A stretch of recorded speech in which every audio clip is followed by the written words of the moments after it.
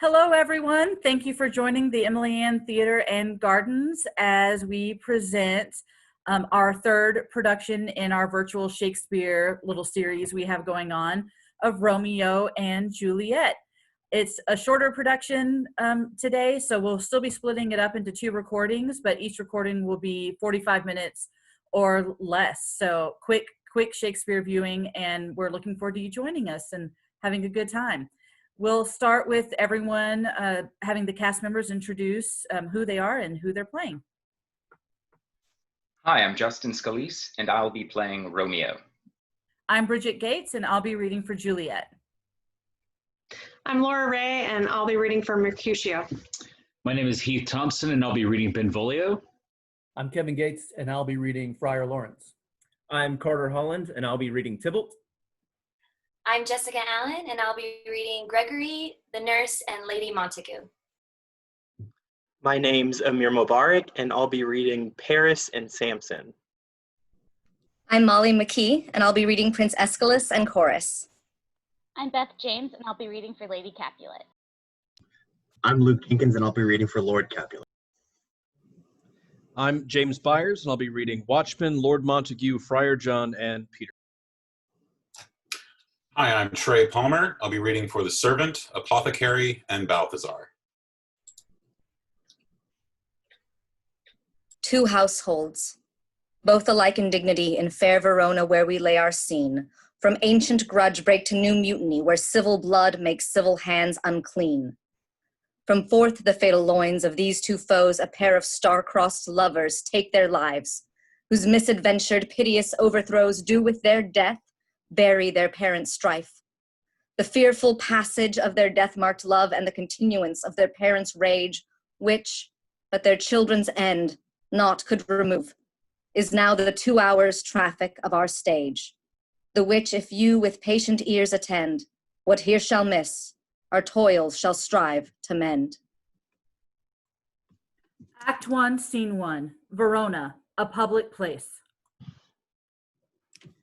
The quarrel is between our masters and us, their men. 'Tis all one. The heads of the maids? Aye, the heads of the maids, or their maiden heads, take in what sense thou wilt. They must take it in a sense that feel it. Me they shall feel while I am able to stand, and 'tis know I am a pretty piece of flesh. Draw thy sword. Here comes one of the house of Montague. Quarrel, I will back thee. I will frown as I pass by and let them take it as they list. I will bite my thumb at them, which is a disgrace to them if they bear it. Do you bite your thumb at me, sir? I do bite my thumb, sir. Do you bite your thumb at me, sir? Is the law on our side if I say aye? No. Do you quarrel, sir? Quarrel, sir? No, sir. If you do, sir, I am for you. I serve as good a man as you. Draw if you be a man.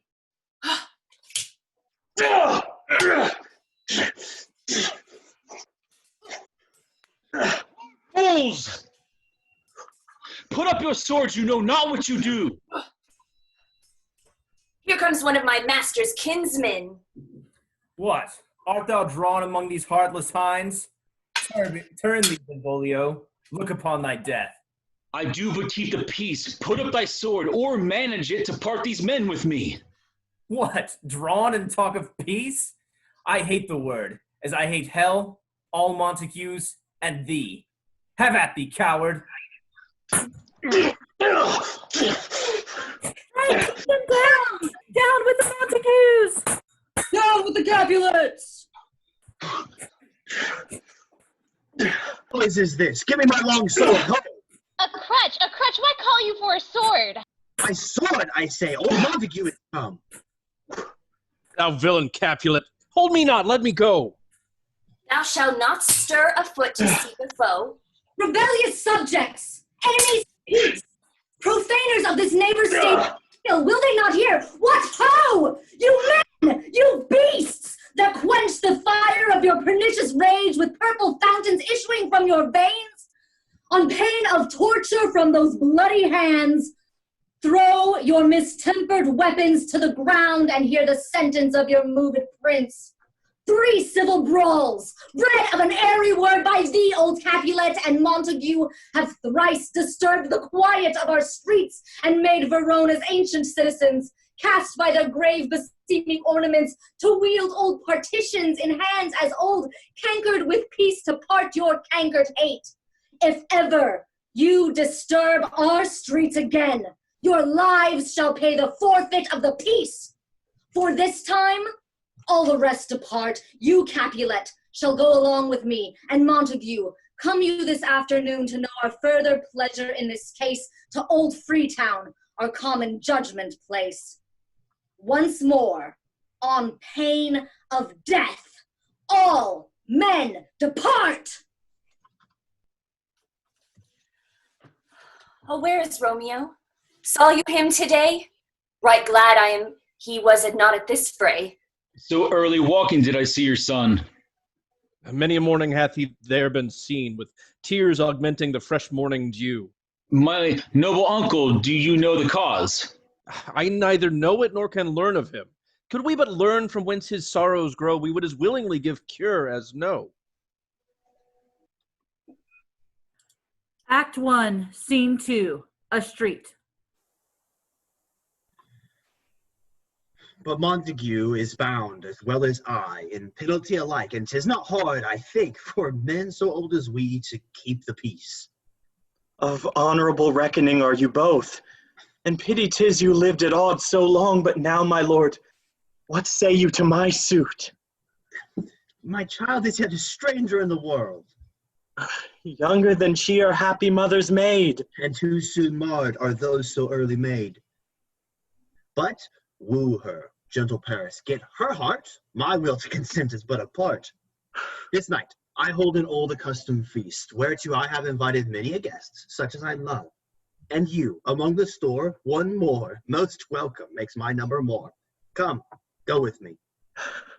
Go, Siva, trudge about through fair Verona, find those persons out whose names are written here, and to them say, my house, and welcome on their pleasure stay.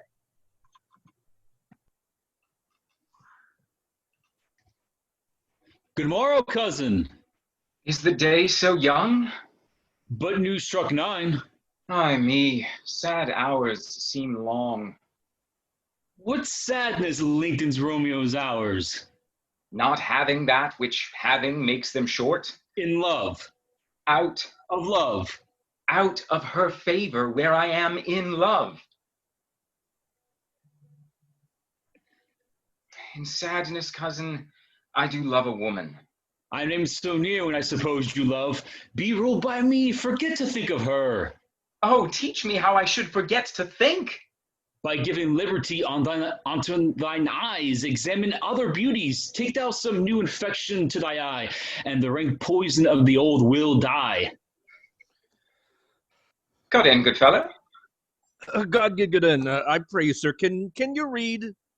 I mine own fortune in my misery. Perhaps you have learned it without book, but I pray, can you read anything you see? If I know the letters and the language. Ye say honestly, rest you merry. Stay, fellow, I can read. Mercutio and his brother Valentine, mine uncle Capulet, his wife and daughters, my fair niece Rosaline, Lydia, Signor Valentio and his cousin Tybalt, Lucio and the lively Helena, a fair assembly. Whither should they come? Whither? To supper to our house. Whose house? My master's. Indeed, I should have asked you that before. Now I'll tell you without asking. My master is the great rich Capulet, and if you be not of the house of Montague, I pray, come and crush a cup of wine. Rest you merry. At this same ancient feast of Capulet sups, the fair Rosaline, whom thou so lovest, with all the admired beauties of Verona. Go thither, and with untainted eye, compare her face with some that I shall show, and I will make thee think thy swan a crow.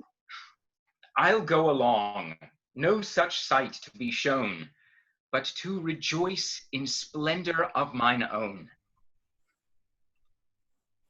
Act 1, Scene 3, a room in Capulet's house. Nurse, where's my daughter? Call her forth to me. What lamb? What ladybird? God forbid. Where's this girl? What? Juliet? How now? Who calls? Your mother. Madam, I am here. What is your will? This is the matter. Thou knowest my daughter's of a pretty age. Faith, I can tell her age unto an hour. 'Twas the prettiest babe that e'er I nursed, and I might live to see thee married once. I have my wish. Mary, that Mary is the very theme I came to talk of. Tell me, daughter Juliet, how stands your disposition to be married? It is an honor that I dream not of. An honor? Well, think of marriage now. The valiant Paris seeks for you for his love. A man, young lady, lady, such a man, as all the world. Why, he's a man of wax. Verona's summer hath not such a flower. Oh, nay, he's a flower, in faith a very flower. What say you? Can you love the gentleman? This night you shall behold him at our feast. Speak briefly. Can you like of Paris's love? I'll look to like, if looking liking move. Oh, madam, the guests are come, supper served up. You called, my young lady asked for, the nurse cursed in the pantry, and everything in extremity. I must hence to wait. I beseech you, follow straight. We follow thee. Juliet, the county stays. Go, girl, seek happy nights to happy days. Act 1, Scene 5, a street. Mercutio, give me a torch. I'm not for this ambling. Being but heavy, I will bear the light. Nay, gentle Romeo, we must have you dance. Not I, believe me. You have dancing shoes with nimble soles. I have a soul of lead, so stakes me to the ground I cannot move. You are a lover. Borrow Cupid's wings and soar with them above a common bound. Under love's heavy burden do I sink. I dreamt a dream tonight. And so did I. Well, what was yours? That dreamers often lie. In bed, asleep, while they do dream things true. Oh, then I see Queen Mab hath been with you. She is the fairy's midwife, and she comes in shape no bigger than an agate stone, drawn with a team of little atomies athwart men's noses as they lie asleep. And in this state she gallops night by night through lovers' brains, and then they dream of love, over courtiers' knees that dream on curtsies straight, over lawyers' fingers with straight dream on fees, over ladies' lips who straight on kisses dream, which oft the angry Mab with blisters plagues. This is the hag when maids lie on their backs that presses them and learns them first to bear. This is she. Peace, peace, Mercutio, peace. Thou talk'st of nothing. True. I talk of dreams, which are the children of an idle brain, which is as thin of substance as the air and more inconstant than the wind. This wind you talk of blows us from ourselves. Supper is done, and we shall come too late. I fear too early, for my mind misgives some consequence yet hanging in the stars shall bitterly begin his fearful date with this night's rebels. But he that hath the steerage of my course, direct my sails. On, lusty gentlemen! Act 1, Scene 5, a hall in Capulet's house. Welcome, gentlemen, ladies that have their toes unplagued with corns will have a bout with you. My mistresses, which of you all will now to dance? She that makes dainty, she I'll swear hath corns. Am I come near ye now?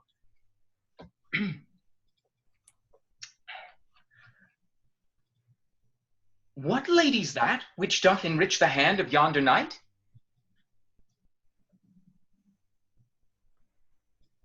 I know not, good sir. Oh, she doth teach the torches to burn bright. Did my heart love till now? Forswear its sight, for I ne'er saw true beauty till this night. This, by his voice, should be a Montague. Now, by the stock and honor of my kin, to strike him dead, I hold it not a sin. Why? How now, kinsman? Wherefore storm you so? Uncle, this is a Montague, our foe. Young Romeo, is it? 'Tis he, that villain Romeo. Content thee, gentle coz, let him alone. Take no note of him, it is my will. I'll not endure him. He shall be endured. What, goodman boy, I say he shall. Go to. I will withdraw, but this intrusion shall, now seeming sweet, convert to bitter gall. Come, musicians, play, and quench the fire. The room is grown too hot. If I profane with my unworthiest hand this holy shrine, the gentle sin is this: my lips, two blushing pilgrims, ready stand to smooth that rough touch with a tender kiss. Good pilgrim, you do wrong your hand too much. Which mannerly devotion shows in this? For saints have hands that pilgrims' hands do touch, and palm to palm is holy palmer's kiss. Have not saints lips, and holy palmers too? I, pilgrim, lips that they must use in prayer. Oh, then, dear saint, let lips do what hands do. They pray. Grant thou, lest faith turn to despair? Saints do not move, though grant for prayer's sake. Then move not, while my prayer's effect I take. Thus from my lips, by thine, my sin is purged. Then have my lips the sin they have took. Sin from thy lips? Oh, trespass, sweetly urged, give me my sin again. You kiss by the book. Madam, your mother craves a word with you. What is her mother? Mary Bachelor, her mother is the lady of the house. Is she a Capulet? Oh, dear account, my life is my foe's debt. Come hither, nurse. What is yon gentleman? His name is Romeo, and a Montague, the only son of your great enemy. My only love sprung from my only hate? Too early seen, unknown, and known too late. Prodigious birth of love it is to me that I must love a loathed enemy. What's this? What's this? A rhyme I learned even now of one I danced withal. Juliet. Anon, anon. Come, let's away. The strangers are all gone. Act 2, Scene 1. A lane by the wall of Capulet's orchard.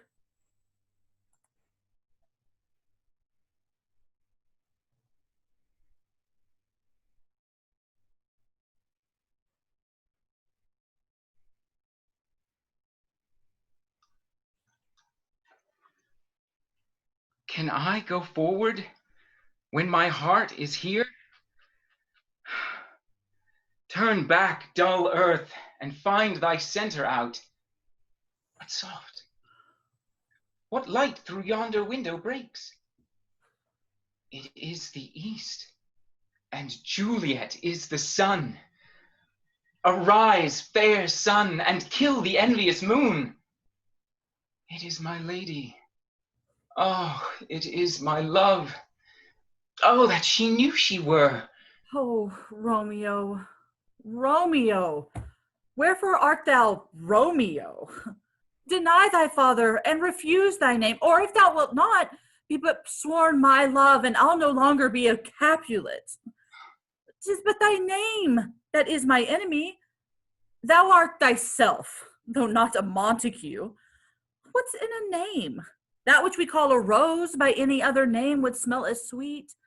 So Romeo would, were he not Romeo called, retain that dear perfection which he owes without that title. Romeo, doff thy name, and for that name, which is no part of thee, take all myself. I take thee at thy word. Call me but love, and I'll be new baptized. Henceforth I never will be Romeo. Art thou not Romeo and a Montague? Neither, fair maid, if either thee dislike. Hey, how camest thou hither? Tell me, and wherefore? The orchard walls are high and hard to climb, and this place death, considering who thou art, if any of my kinsmen find thee here. Alack, there lies more peril in thine eye than 20 of their swords. I would not for the world they saw thee here. Thou knowest the mask of night is on my face, else would a maiden blush but paint my cheek for that which thou hast heard me speak tonight. Oh, gentle Romeo, if thou dost love, pronounce it faithfully, or if thou dost think I am too quickly won, I'll frown and be perverse and say thee nay, so thou wilt woo, but else not for the world. In truth, fair Montague, I am too fond, but trust me, gentlemen, I'll prove more true than those that have more cunning to be strange. Lady, by yonder blessed moon, I swear. Oh, swear not by the moon, the inconstant moon that monthly changes in her circled orb, lest that thy love prove likewise variable. What shall I swear by? Well, do not swear. Although I joy in thee, I have no joy of this contract tonight. It is too rash, too unadvised, too sudden, too like the lightning air, which doth cease to be ere one can say it lightens. Sweet, good night. Oh, wilt thou leave me so unsatisfied? What satisfaction canst thou have tonight? The exchange of thy love's faithful vow for mine. I gave thee mine before thou didst request it, and yet I would it were to give again. Wouldst thou withdraw it? For what purpose, love? But to be frank, and give it thee again. And yet I wish but for the thing I have. My bounty is as boundless as the sea, my love as deep. The more I give to thee, the more I have, for both are infinite. Oh, I hear some noise within. Oh, 3 words, dear Romeo, and good night indeed. If that thy bent of love be honorable, thy purpose marriage, send me word tomorrow by one that I'll procure to come to thee, where and what time thou wilt perform the rite. Madam!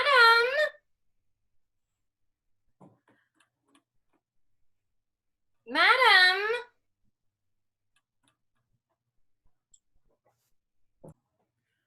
And all my fortunes at thy foot I'll lay, and follow thee, my lord, throughout the world. Madam! I come anon, but if thou meanest not well, I do beseech thee. Madam! By and by I come. Just cease thy suit, and leave me to my grief. Tomorrow will I send. So thrive my soul. Good night. Good night. Parting is such sweet sorrow that I shall say good night till it be morrow. Sleep dwell upon thine eyes, peace in thy breast. Would I were sleep and peace so sweet to rest. Hence will I to my ghostly father's cell, his help to crave, and my dear hap to tell.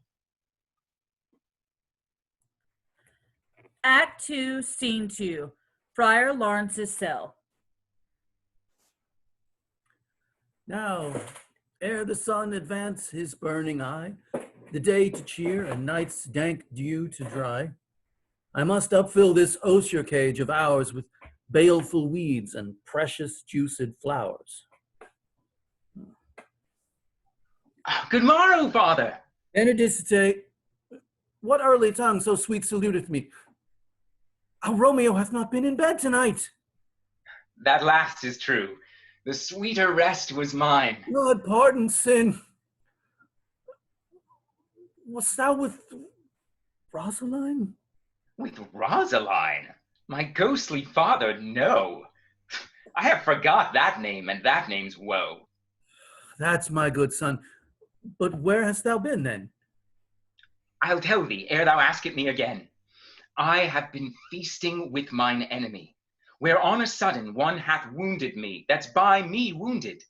Both our remedies within thy help and holy physic lies.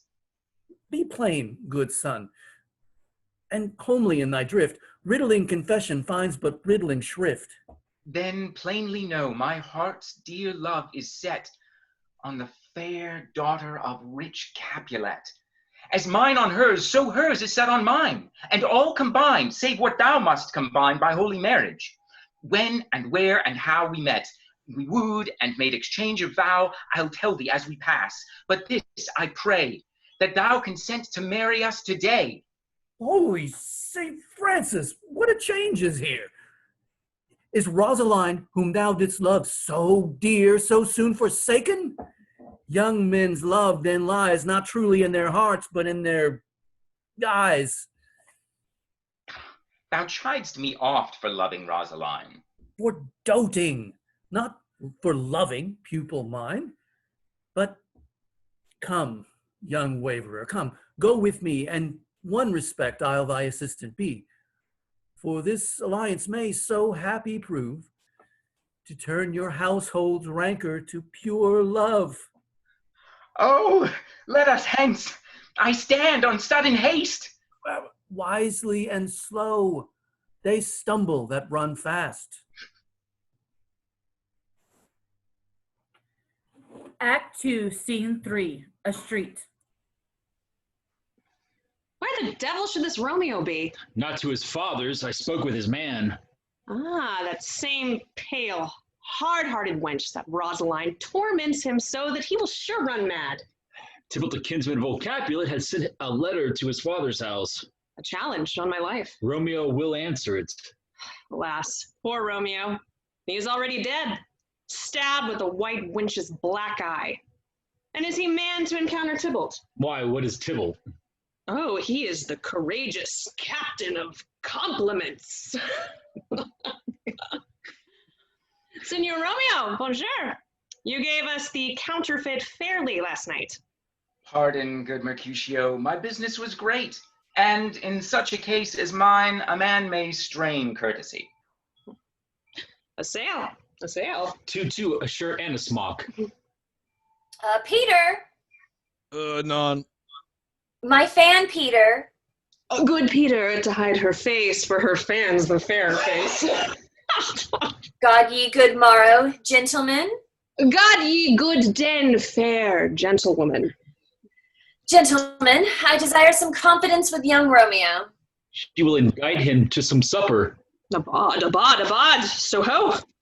Romeo, will you come to your father's? We'll to dinner thither. I will follow you. Farewell, ancient lady. Farewell, lady, lady, lady. Mary, farewell. I pray you, sir, what saucy merchant was this? A gentleman nurse that loves to hear himself talk. And he speak anything against me, I'll take him down, scurvy knave. Pray you, sir, a word. My young lady bade me inquire you out. Nurse, commend me to thy lady and mistress. I protest unto thee. Good heart and in faith, I will tell her as much. Lord, Lord, she will be a joyful woman. What wilt thou tell her, nurse? Thou dost not mark me. I will tell her, sir, that you do protest, which, as I take it, is a gentlemanlike offer. Bid her devise some means to come to shrift this afternoon, and there she shall, at Friar Lawrence' cell, be shrived and married. Here is for thy pains. No, truly, sir, not a penny. Go to, I say you shall. This afternoon, sir? Well, she shall be there. Farewell. Commend me to thy lady. Aye, 1,000 times. Peter! Anon. Peter, take my fan and go before and apace.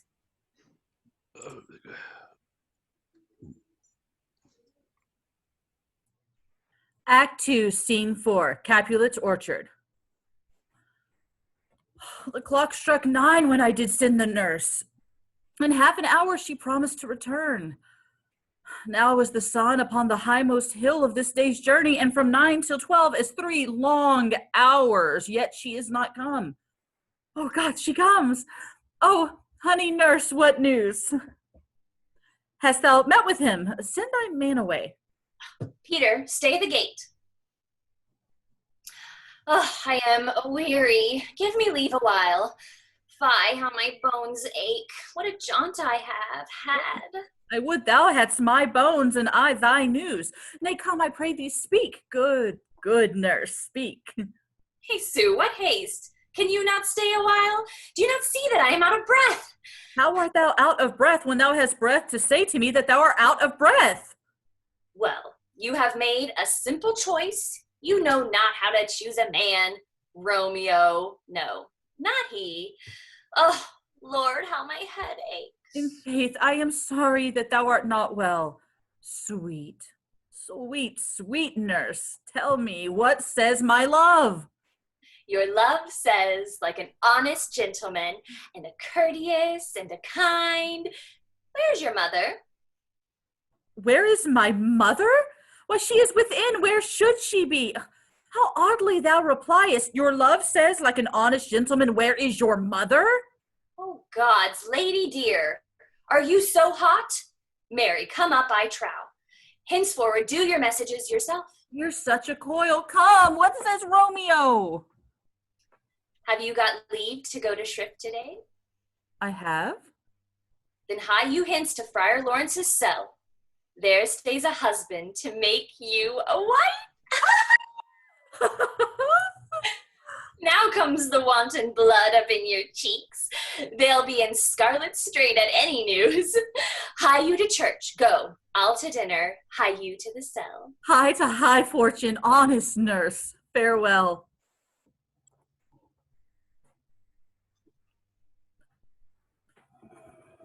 Act 2, Scene 5, Friar Lawrence's cell.